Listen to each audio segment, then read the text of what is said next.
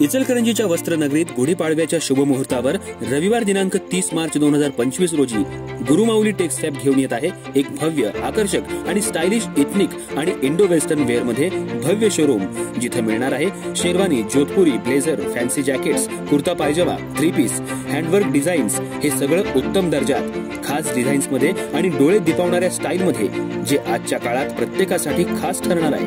निकम परिवार घेऊन आले आहेत हे नवीन दालन, वस्त्राची नवीन परंपरा। या उद्घाटनाला सर्वांनी यावे। गुरुमाऊली गारमेंट कडून आग्रहाचं आमंत्रण। गुरुमाऊली टेक्सफॅब, ब्रिज स्क्वेअर, महेश सेवा समिती समोर, इचलकरंजी।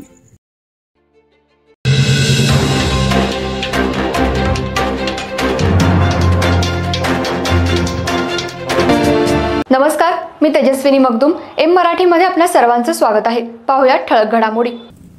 इचलकरंजी शहरात उपमुख्यमंत्री आले असताना त्यांनी आज महापालिका सभागृहात आढावा बैठक घेतली।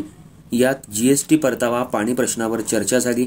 शहराला स्वच्छ आणि मुबलक पाणी दिलं जाणार आहे, नवीन योजनेबद्दल विचार सुरू आहेत। तसंच या बैठकीमध्ये अधिकाऱ्यांची चांगलीच कानउघडणी देखील अजित पवार यांनी केली।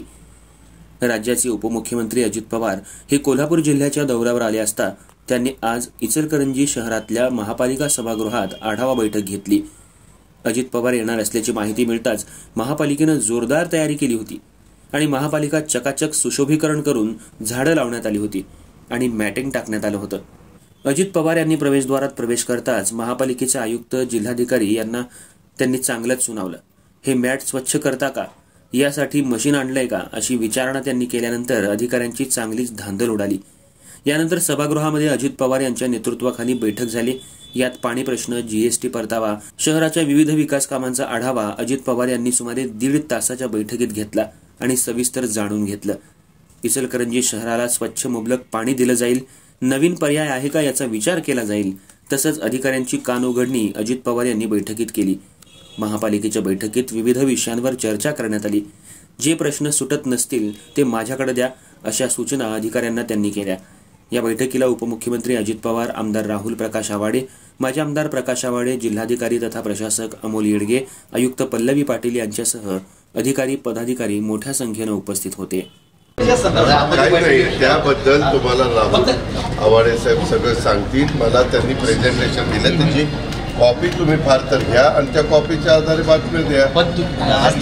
मी आढावा घेतलेला आहे, मला राहुलनी सांगितलं होतं इथं येल्यानंतर तुम्ही आढावा घ्या। मी आढावा घेतला, काही अधिकाऱ्यांना पण फोन करून काही सूचना दिल्या आणि इथला महत्त्वाचा गहन प्रश्न म्हणजे पिण्याचा पाण्याचा, त्या बाबतीमध्ये स्वतः राज्याच्या प्रमुखांनी मिटिंग घेतली, कलेक्टरला सूचना दिल्यात, कारण तेच इथं प्रशासक आहेत की काही दिवसामध्ये तुम्हाला 3-4 काय तुमचे पर्याय आहेत। कोण म्हणतंय दूधगंगा वेदगंगेचा पर्याय, कोण म्हणतंय वारणेचा पर्याय, कोण म्हणतंय त्या ठिकाणी म्हैसाळचा पर्याय, कोण म्हणतंय पूर्वीचा पर्याय त्याला जास्त संगन करा, असे 4-5। परंतु उद्याची 25-30 वर्ष डोळ्यासमोर ठेवून कुठला पर्याय जास्त योग्य वाटतो ते जलसंपदा आणि मजिब्रा यांना सगळ्यांना विचारून त्याचा प्रस्ताव आणायला सांगितलेला आहे। त्यांचा महत्त्वाचा म्हणजे जीएसटीचे काय झालं, 2017ला जीएसटी लागू झाला, आपली महानगरपालिका झाली 2022ला। त्याच्यामुळं बाकीच्या महानगरपालिकांना 2017च्या आधीच्या जशा पद्धतीनं जीएसटीमधनं काही कर टॅक्स निधी मिळतो तशा पद्धतीनं याला मिळत नाही।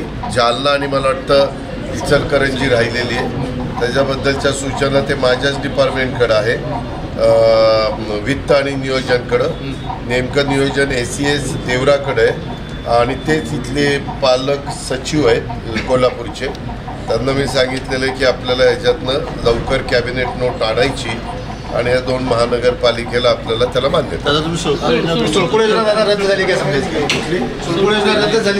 हो, कुठली योजना रद्द झालेली नाही, सगळ्या वेगवेगळ्या योजना कलेक्टरांना अभ्यास करून तिचं 15 दिवसात 15 एप्रिलपर्यंत द्यायला सांगितलेले आहेत। त्या दिल्यानंतर त्या बैठकीत मुख्यमंत्री अंतिम निर्णय घेणार।